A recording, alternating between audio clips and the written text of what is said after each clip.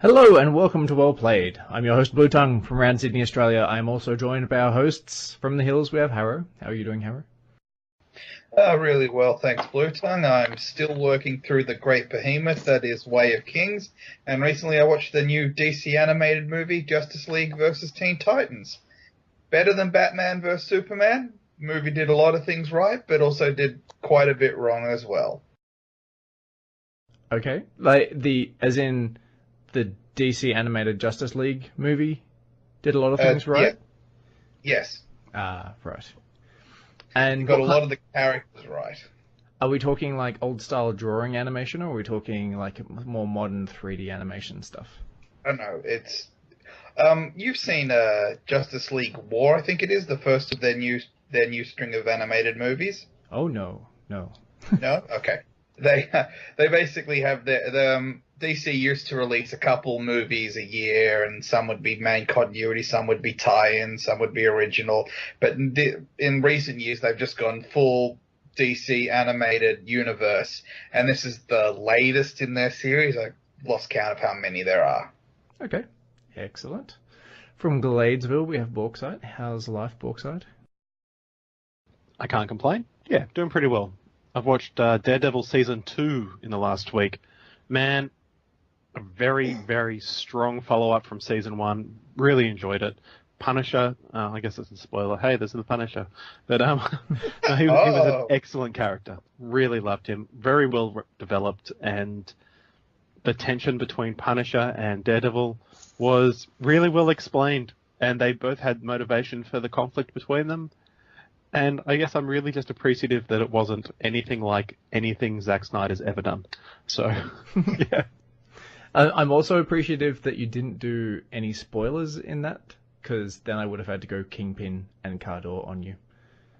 Yeah, nice. Cool. I appreciate that you're not going to do that to me. I was going to say, do Daredevil and Punisher's mothers have the same name? I wish. No. We can only hope. Now, there's a fella called, what's his name? Eric Pushak, which is like the world's best last name ever. But he has a YouTube channel called The Nerd Writer, and he tweeted last week about Batman vs Superman, and he said that Zack Snyder is excellent at making moments, but not excellent at doing scenes. And I thought that was a really succinct way to sort of summarize what happened in Batman vs Superman. That there were a lot of amazing and compelling moments, but the scenes just didn't come together, and nobody gave a shit. So, I just realized that Wonder Woman is Gerard Butler. You know the scene? Sorry. Yeah, you know the scene when she's charging through all the fire and destruction, and the Wonder Woman theme starts? That is almost identical to the scene where Gerard Butler is, charging towards the Persians in 300. Yep. Okay. Like, just in terms of the way it's presented, and, the big dramatic sequence and the slow motion. And, okay. So, now that I've had that revelation out of the way, from Canberra we have Crystal. How are you doing, Crystal? Yeah, pretty good, Blue. I worked out this week that SingStar and SingStore got an upgrade. So, I've been singing a lot. To build up my level on SingStar. How are you doing? Your level on SingStar. Tell me more. Is there some sort of quest-based, daily activity system that's involved in, leveling your SingStar account? Yeah, there sure is. They've totally got me with gamification. It works so well on me. So you get points for every song you sing, but there's also weekly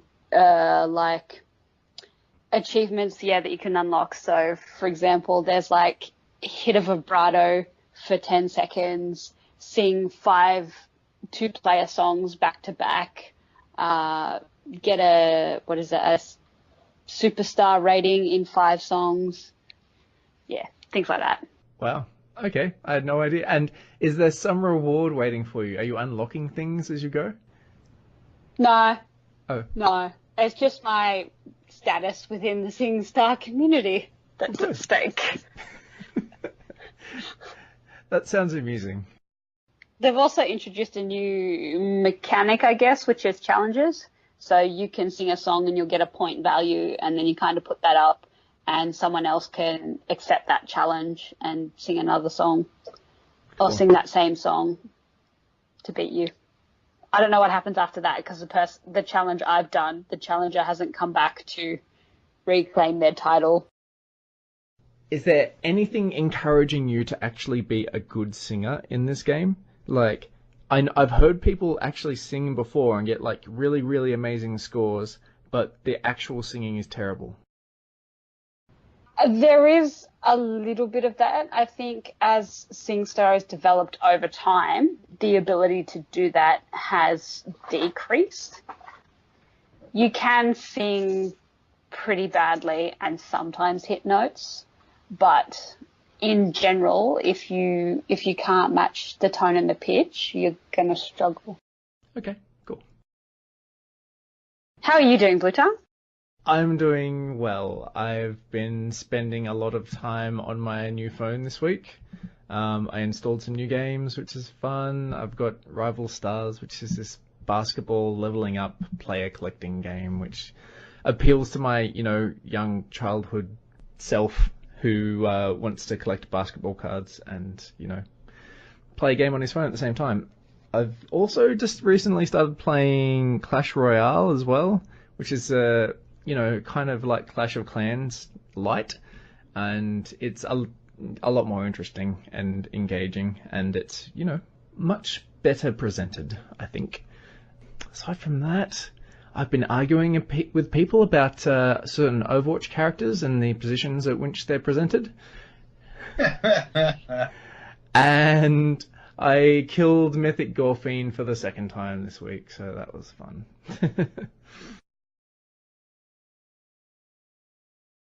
No questions? Oh, no one wants to know about my stuff. How was the endless grind on WoW? Did you enjoy doing the same thing over and over again for no rewards? No, I got a new set of Mythic pants. Cool. Before this raid, I was braiding pantsless. That's interesting. So, how long before they're replaced by greens in the next expansion? Actually, usually the Mythic gear lasts you all the way up until the next, level thing, but the dungeon gear from the next expansion will probably replace it. That's usually the way it rolls, I think. Sorry, I'm a bit salty today, so... Yep, cool. So this week's topic is Armello, which is a digital role-playing strategy board game developed by an Australian independent game studio called League of Geeks, and this is their debut project. So it's set in a dark fantasy world, and the game is filled with these anthropomorphic animals, and it's up to a 4-player game, and you can play against AIs, and you assume the role of a hero chosen among their clan to take part in a campaign to become the next king or queen. The game features turn-based board game mechanics that revolve around the use of dice and cards that are drawn from a deck, with each player's actions influencing the outcome. It's like a furry mashup of Heroes of Might and Magic with a Studio Ghibli art style.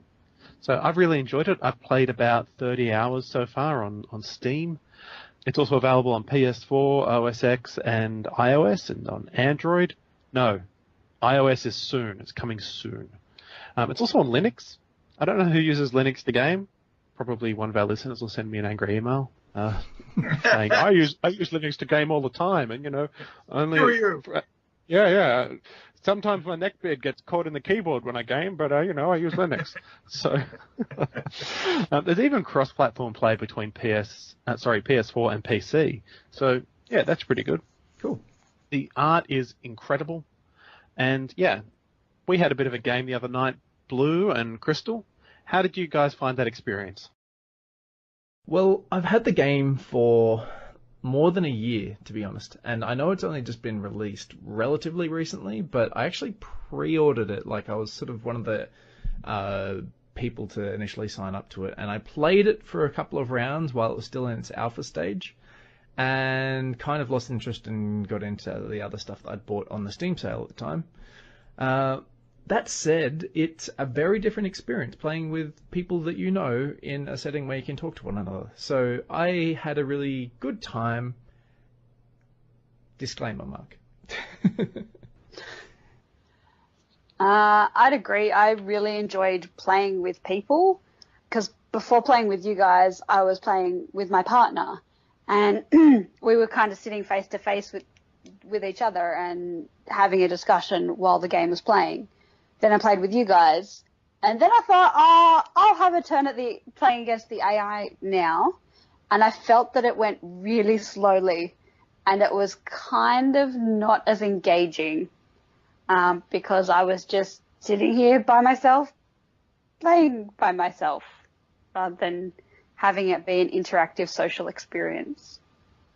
Yeah, absolutely. I found treating this like a board game rather than a computer game adds a lot to it.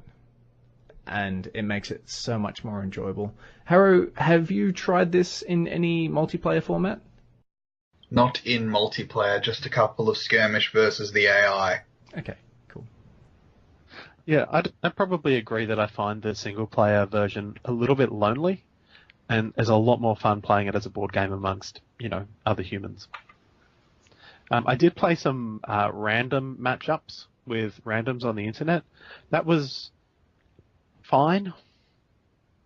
Not amazing. There's a little bit of what I found is that I got to a certain point in the game and everyone quit the second there was someone who was clearly winning. I was like, oh, well, that's cool. It's unfortunate because Yeah. one of the games we played, you were clearly winning on prestige, and it wasn't till the final turn where you went in to destroy the king, lost some prestige, and then I won. Yeah, I don't know why I did that. I would have been so much better off just simply not attacking the king. Yes, that was not well thought We out. all make mistakes.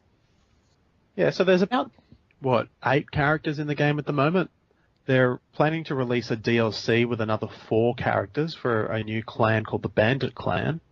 Their plan eventually is to have about 20 playable characters. How did you guys feel with the different characters that were available and different player powers between each of them?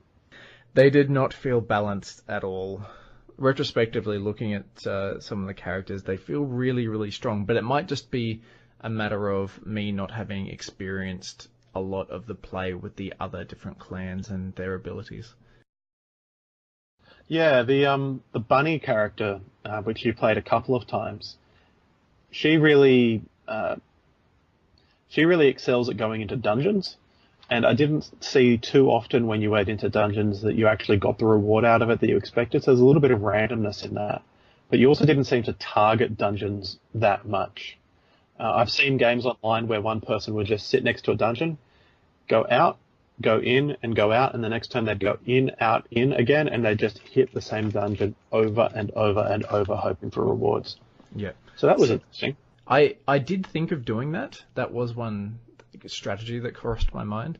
But the more effective strategy for me, the second time that we played, where I actually was in the lead for at least a brief period of time, was completing quests while still trying to knock over dungeons at the same time. That gave me, quests are insanely valuable. Yeah, that gave me the prestige, that gave me the extra, stat points and stuff like that I needed to actually, try and succeed. Mm. What about you, Crystal? Look, I find that despite each character kind of is built for one particular victory path, there's still that opportunity to change packs late in the game. I think I played the most with the Bear Clan, where they're meant to go get their spirit eggs or spirit rocks. But there was a point at which, in one of the games, the prestige leader lost a couple of prestige points, and it's like, well, if I can get 2 prestige points in the next couple of turns, then I'm ahead of him, and I potentially go for the win that way rather than trying to randomly get spirit eggs. I'm sure I'm calling it wrong, or spirit rocks. Spirit stones! There we go, spirit stones, thank you. So rather than trying to get the 2 more spirit stones that I need, going for the prestige victory was, in that particular game, more opportunistic. So, and to my advantage. I feel like this is a good point to clear up exactly how this game is played. So, essentially, in order to win, there's actually 4 different win conditions that you can pull off. There is essentially a military approach you can take to the game. There is a prestige approach you can take to the game, which is all about, manipulating the board and other characters. There is a pseudo spell victory approach that involves, as Crystal was just discussing, collecting spirit stones and cleansing the king, unless I'm mistaken. And there is a rot approach, which is essentially deliberately corrupting yourself to the point where you're more corrupt than the king is, and using that to win somehow. That's the one that I've never really seen properly executed. Did you see that online at all, Bauxite? Yeah, I've actually won with a rot victory before. I went in very, very early to kill the king, and I got more rot than him through a couple of deliberate losses to Banes, and I just had the right spells right at the beginning of the game to get 3 rot right out of the gate. So that was pretty good. It's essentially kill the king on hard mode, because you get a whole bunch more dice, but every time your dice rolls, it's basically just killing the king on hard mode, because you get a whole lot more dice, because if you have more rot than the king, you get all of the dice, you get extra dice equal to the amount of rot the king has. But every dice roll you miss, the king gets an additional dice back. So you might have a whole heap of dice that you roll, and that's fine. You miss a whole heap, he gets more dice and then kills you anyway. So it is quite challenging to execute properly, because that rot does give you a health point loss every single morning. So, yeah. Okay, so the game is played by essentially a turn-based system, so each player will take one turn at a time. You get 3 action points. Use those action points to move and battle things, or complete various challenges that are randomly generated throughout the board. The board is made up of a bunch of tiles, very similar to Settlers of Catan, if you've played that before. And in addition to that, you've also got a hand of cards. Now, your heart cards get drawn at the start of each day. Bear in mind, there's sort of 2 opportunities for you to use your action points, a day and a night cycle.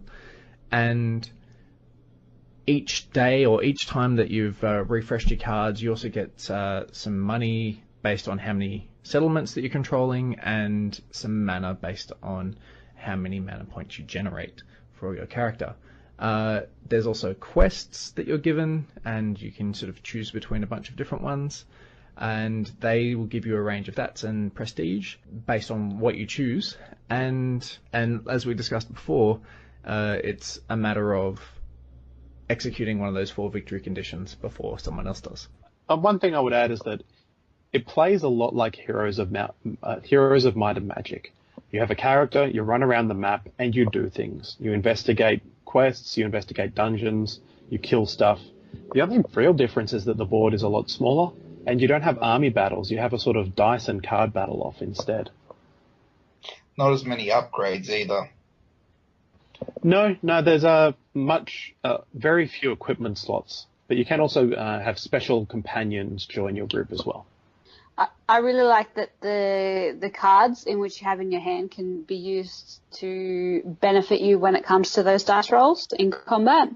So you can essentially burn a card that has one of the icons you may need on it, and one of the dice that you potentially use will automatically be allocated to that face, which makes the combat far less random when you can control it in that way. Yeah. Absolutely. Bearing in mind, the cards are some of your resources, so you deliberately have to use resources to that end. That's true, but your resources for cards are refreshed every single turn. So if you have a less than desirable card and you don't have the coins or mana to spend it before your next turn, you can just burn it for dice rolls.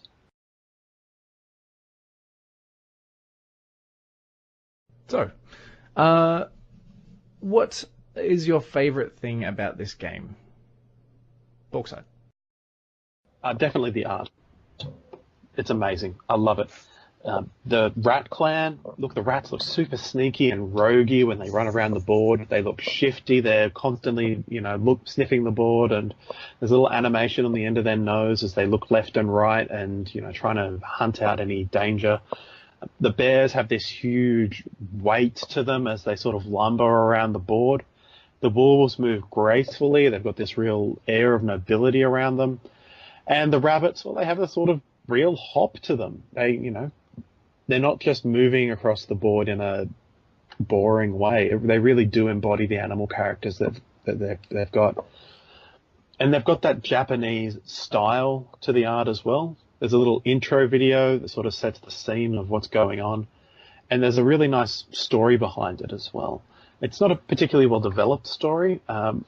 Apparently there are some audiobooks coming out that will expand a bit on that. But the actual art and the animations on the cards as well is really well done. So we've got swords and axes that lie against a rock in a forest scene, and the leaves on the trees move with a breeze blowing past, and light glints on the edge of the axe. It's really pretty. Cool. Crystal, what did you like most about this game? Now, Bauxite stole my answer. The art is genuinely amazing and engaging and really sets the scene for a story. The only thing I wish was that there was a bit more to the gameplay. Like, the art tells you there's going to be a deep story to it, and it was just like, we'll have the tutorial and then we'll play a game, and that's kind of where it stopped. And yes, each game you play has a randomized board, but I feel like I'm waiting for the next chapter still. Yeah, I'd love if there was some sort of campaign mode or a story mode. Harrow, I assume you're going to hit very similar points? Something that you didn't like, Bluetongue, which actually I really liked, was a bit of the class imbalance.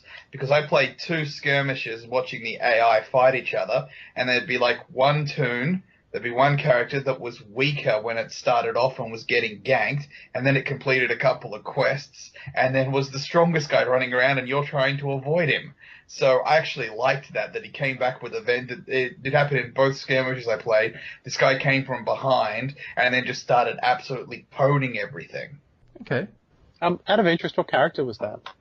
I can't remember. It changed both times. I couldn't tell you. Okay. I think it was the rat once, and then I think it was the rat the first game, because then he got upgrades that just gave him a stack more attacks but less health, so he just laid the damage down. And the second game, I think it was the bear, she got more and more magic and just started, hunting down and zapping you, but she's a bit weak to begin with. Yeah, the lady bear is amazing when you get her the right spells. And I find that the lady rabbit, because there's a male and female of each clan leader as well. Yep. Yeah. The lady rabbit, she can get equipped with some insane stuff if she gets lucky rolls in the dungeons. I've seen her just absolutely wreck the board. Yep. My character that I like the most is probably the female wolf. She has this amazing snipe ability where she just straight up deals 1 damage before the battle even starts, risk-free. It's so strong. The number of victories I've got where the king is on 1 health, I wander up to the palace. Pew! Yeah, I'm a fan of that ability, but man, it feels like it should just be balanced. It should just be, that ability is fine, except you cannot use it on the king on the last turn of the game. It just feels... Or you can't use it on someone under 3 health. Even then, because all that happens, the only negative to using that on another player or dying as a player is you just go back to your starting area and then you start, having to quest again and stuff like that. There's not really, really bad punishments for actually dying in game. You lose prestige.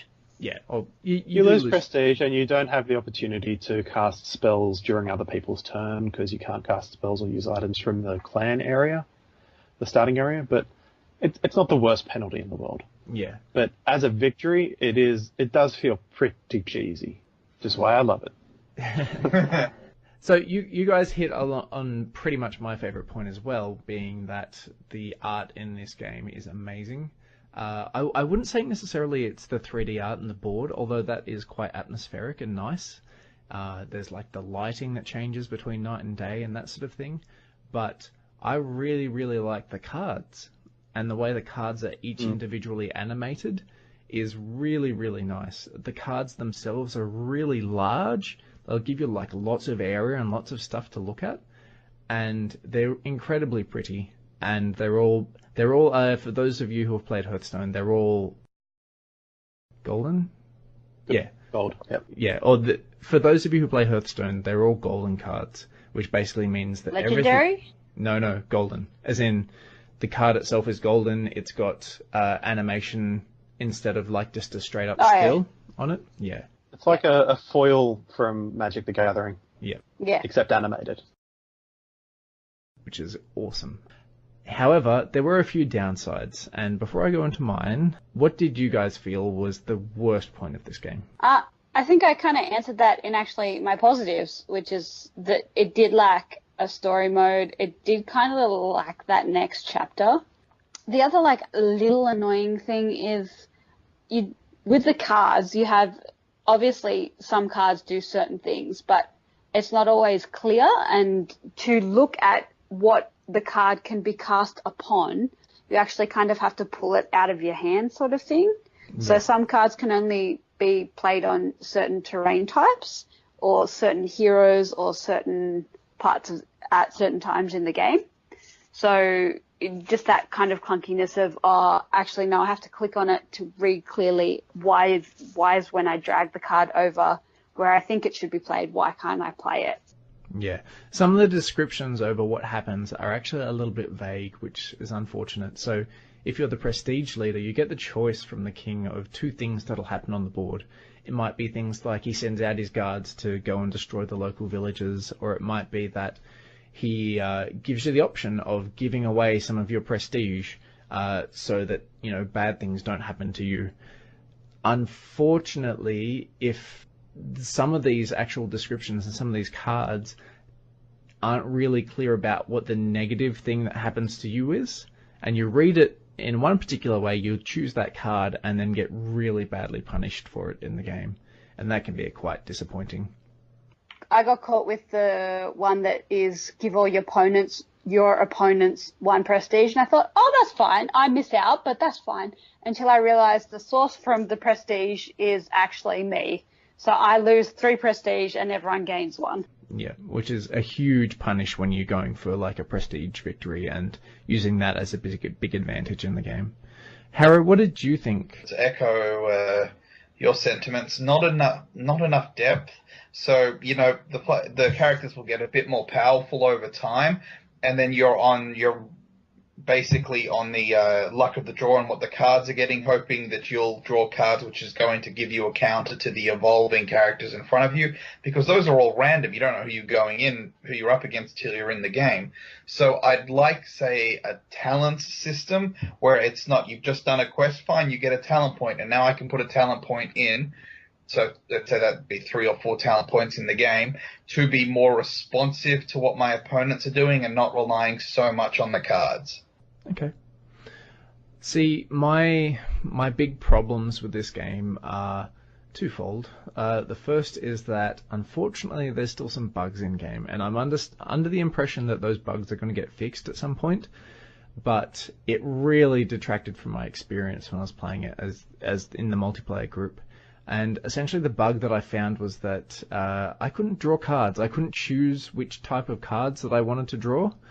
And early game, you really want items. You really want some stuff to improve your combat and improve your defensive capacity. And it would give me random stuff. And late game, you want spells. You want things that are going to be able to, affect people on the other side of the board. And again, I didn't have the option to actually choose that stuff, which is really frustrating. The other thing that I would raise is that the best game design that I've experienced is stuff like Hearthstone, where it's simple to learn and then hard to master. I wouldn't describe this game as being simple to learn. It feels like there's a lot to it, and there's a lot of different things you should be trying to keep track of and be aware of, and it is not easy to do that, even with the tutorials, which I think end up taking about 2 hours. Was that your experience? Yeah, that was mine too, yeah. Yeah. I got mine done in about an hour and a half, but yeah.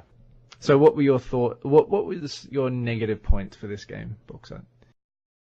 Look, I would say, yeah, I agree that the UI can be a bit clunky. And yeah, they have confirmed about the not being able to choose the cards bug. Apparently that's something to do with, I don't know, video or something. But it's definitely on their radar and they are working on it. So it's good that they've got awareness for that.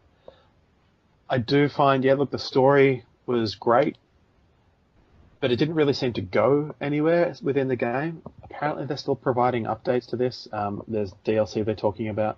But, look, it's a $20 game. I'm not expecting my world to be shaken, but it's still, it felt incomplete to me. Yeah. My biggest problem was probably that mechanically, once you've played about 3 times, there's not a lot of depth to it. I don't think this is something that's going to occupy me for hours and hours and hours and hours and hours. I've put a fair amount of time in already. But, look, to be perfectly honest, about 10 of those hours were me with a memory editor trying to figure out how to game the system, honestly. Yeah. I figured out how to do it in a single-player game, and my next thing is to find a willing guinea pig to see if I can essentially cheat in a multiplayer game. But we'll see how that goes. Yeah, so, yeah, you all basically brought up this point of depth, and the game itself, I feel, is not designed to have depth. It feels like a game that's designed to be played between friends repeatedly, where each person develops almost their own narrative and their own sort of perceptions of what the other players are like. So rather than treating it like a AAA computer game where you're expecting a single player mode, a multiplayer mode, all these graphic features and stuff like that, treating it like it's literally a board game that I don't even ever play without other people to actually play with is probably the right approach. Yeah. So the story that is brought to the game by playing with other human players is probably the best feature of this for me. I'm just looking at some of the things that you can unlock in this game, and there's quite a lot. There's a lot of abilities and trinkets that you can unlock. Each of the clans has 4 rings that you can unlock through a certain amount of gameplay. The highest level ring, and it's not necessarily more powerful than the others, requires 10 games with that clan. So you're talking about 4 clans, a 5th with DLC. You're talking about 40 games. That's a lot of depth before you've unlocked just the clan rings, not to mention all of the other things that come from different win conditions. It's a lot there, man. Yeah. I feel like in order to get everything that you could out of this game, you do need to be playing quite a bit for it. Getting the most out of the game can be sort of taken 2 ways. It can be a matter of collecting things within the game, or it could be a matter of, getting the best experience that you can have with other people. And I don't really feel like the rings and the other trinkets bring that much to it for that experience that I feel is probably the more important of the 2.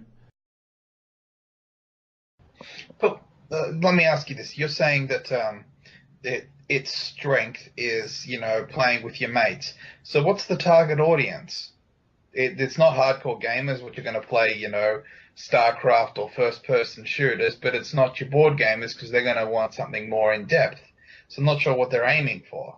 Well, I wouldn't even say more in-depth. It feels like, for a board game, it's a relatively deep game. Like, it's relatively complex. There's lots of options, and it doesn't feel entirely arbitrary.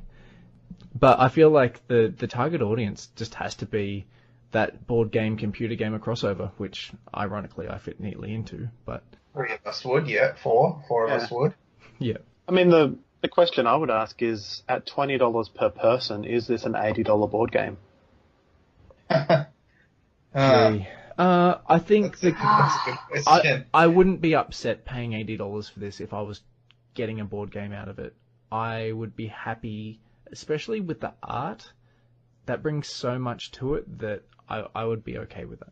Yeah, I mean, at the moment you can actually buy the miniatures from a 3D printer called Euclid 3D, I believe. They're $30 each. Wow. Yep. Yeah, I mean they're beautiful. They're super don't get me pretty. wrong. Yeah, they are incredible. They're not very high detail. They've got this sort of sandstony look to them. And it actually is really good at giving the sort of illusion of fur. No, but yeah, look, at $30 each, you've got 3 or 4 Kingsguard characters, the King, 3 or 4 Banes, and then 8 player characters. You're talking about more than $100 here. Yep. Sorry, more than $300 for a full set of miniatures. Yeah, okay, that's great, and probably would be quite a bit cheaper in the mass production you would get if this was a physical board game. I don't see it being sold for less than $80 for a physical copy, but I'm not sure it's... For the game that comes in the box, I'm not sure it's worth $80. What would you guys want out of a campaign mode for this?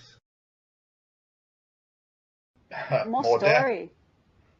Yeah, like I would want to be trying specific objectives. I would want to be trying to do like feats of strength, kill this dude with this effect on me, or capture this, 3 villages and hold them from a certain amount of time. That's what I would want from a campaign mode, as well as, a bit of story behind it to back up why you're doing these things. Like, if each clan has a different story, there's plenty of scope to do side games that kind of weave into the overarching narrative of the entire game. Yeah, that would be interesting. There's something that I thought of while we were talking. I think something like what Darkest Dungeon does might fit really well into this game. So, as the game progresses, you're getting like a narrative fed to you by a narrator who gives you more information about what's happening in the kingdom and what each of the characters are doing and what approach they're taking to the game and that sort of thing. Thing is, Darkest Dungeon is fairly story light in an absolute sense, but that's sort of covered up by the fact that it's given to you in lots of little chunks over time. And although they don't fill you in with the detail, you do get a very broad picture of what's happening, so it doesn't feel light. Yeah. Whereas this, the story is all front-loaded, which is great, but then it leaves you hanging. Devs have said no campaign mode. Yeah, apparently it's a lot of work, which is unfortunate. And the game is as intended at the moment. There will be paid DLC for different characters and different skins and for the maps and the dice. That's fine. But yeah, I am disappointed that there won't be a campaign mode. Yeah, I would pay. I only ever play for DLC in the circumstance where it brings something else to the gameplay. And by the sounds of it, they're happy with where the gameplay is at for this. So, yeah. I guess, what you see is what you get in terms of what a lot of people have played and what the different reviews you'd see about it.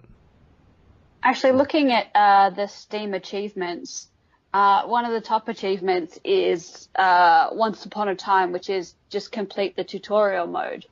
And interestingly, only just over 50% of game owners have completed the tutorial. So I guess that's kind of interesting in of itself. Because, I mean, you can't play the main game until you've completed the tutorial. So that means 50% of these people who have Armello on Steam haven't even made it through the tutorial. Yep. Yeah, I did find the tutorial a bit of a grind. Yeah. I agree. Once I got out of it and started playing with you guys, I really enjoyed myself. Those games we played together, they were fantastic. I loved them. Yeah. Yeah. So that's a circumstance that I would recommend this game under. I wouldn't necessarily recommend it as a good solo game to be playing against the AI and, to really engage you in that regard. Yeah, agreed. Yeah. Cool. So what other games would you guys feel are similar to this? Like I said earlier, Heroes of Might and Magic, that definitely covers your hero moving around a space doing things aspect of the game. Yep. In another regard, look, Hearthstone's a little bit similar. You're not playing minions, but you are playing a lot of spells and equipment and traps to the board. I'd probably say in terms of dice, it covers a little bit of the Elder Sign game in terms of you're rolling for specific values on the dice or specific faces. Yep. A little bit that way, that's almost like Tharsis as well. Yeah, and in terms of character, look, it's a lot like Takenoko, the Panda board game. I loved that game. It's so nice. Bamboo eating. Yeah. You just run around eating bamboo as a big fat panda. It's fantastic. So Brilliant. Yep. What about you, Crystal? Is there any other games that you've compared this to?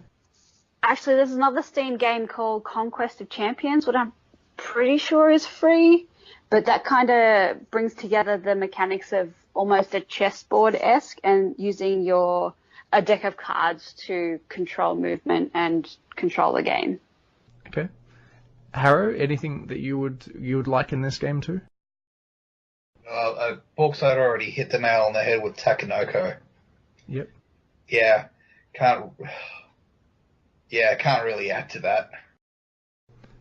So, to continue going down the board game path, I feel like Discworld by Martin Wallace. It feels similar in a lot of ways, being that it's attractive visually, and there's cards and moving around of characters and stuff like that. And it also has a range of different victory conditions. Obviously, in Discworld, you're playing a hidden character, so you have an unknown victory condition. But in this game, there are hidden aspects to each of the different players and stuff like that. So there is some similarities there, I feel. Oh, look, I would completely agree. Yeah, that's really quite absolutely the same. You're trying to control little areas in terms of either the villages or the areas of the city in Discworld. Yeah, that's fantastic. Yeah, absolutely. No, that's a good comparison, yes. Yeah. So in electronic format, the upside with this, and there's something that I really am excited about, this being almost like a trailblazer for this sort of thing, is that the taking of this game into an electronic media rather than just publishing as a straight up board game means that people who are remote can still play with each other and actually have a fun, enjoyable board gaming experience while just being at your computer. I think that's a really big upside, and I think it's a really exciting game for that reason. In addition to the fact that it's Australian and it's beautiful, I think there's a lot of potential down this path. So I can recommend it on those grounds, being, a trailblazing game. Yeah, absolutely. One question. They're going for 20 characters. Why is it only 4-player? Couldn't they bump it up? There's not enough room on the board. I could tell you that now. You could make a bigger board. That is possible, but that would change some of the game, like the actual game dynamics and stuff like that. So, like, some cards will get stronger, some cards will get weaker. I think changing the space dynamic, because at the moment, to get from where you start to the center takes max 2 turns. I think by increasing that space, you change it from a quicker pace game to a much longer pace game. You've just turned it from like a 45-minute game into like a 2-hour game. It's certainly it's a difficult consideration from a game design perspective. But I think the idea was that they wanted to keep it relatively concise. Oh, yeah, fair enough. I would actually really like to be able to play 2 wolf characters at once. And then, the bunny clan would play 2 bunnies at once. But I think, you'd probably run into some problems with game length. Yep.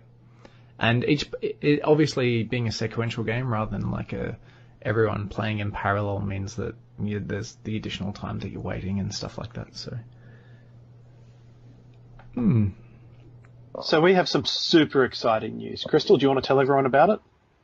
I do. So 2 years ago, 2014, you and I and a couple of friends went to the Toy and Games Expo held at Sydney Olympic Park. Toy and Game Expo now have an offshoot called Looking for Gamers. Looking for Gamers will be held in Blacktown on the 9th and 10th of July. And at this stage, they're looking very much more focused at the gaming aspect of toys and games. So board games, role-playing games, war games, and pretty much everything in between. And my exciting news is we're all going to be there. Woo! Yay! Hooray, I'm excited. That is super exciting. So we're told by the organisers that tickets should be on sale about a week after this episode airs. So get them while they're hot. And if you are coming, we'd like to invite you to come play some games with us or come chat with us, because we're going to be doing interviews and potentially some commentary for some of the competitive games. So if you'd like to organise to play a game with us, or you'd like to organise an interview, if you're that keen, you can tweet us at wellplayedau or flick us an email. Over the next few weeks, we're going to be looking at all the different areas that are going to be a part of this convention. We're really excited to talk about each individual one. There'll be all sorts of things like games libraries and wargaming and competitive traditional games like chess and stuff. So keep an ear out for that. Well, thanks for joining us this week. We hope you've enjoyed yourselves as much as we have. You can catch us on Twitter at wellplayedau. You can send us questions, comments, or abuse at wellplayedau@gmail.com. And if you like us, please leave us a like or a 5-star review or a comment or subscribe to whatever platform you happen to be listening to us on. Thanks very much, fellas. And Crystal? No worries. See ya. Yep. Bye. Bye.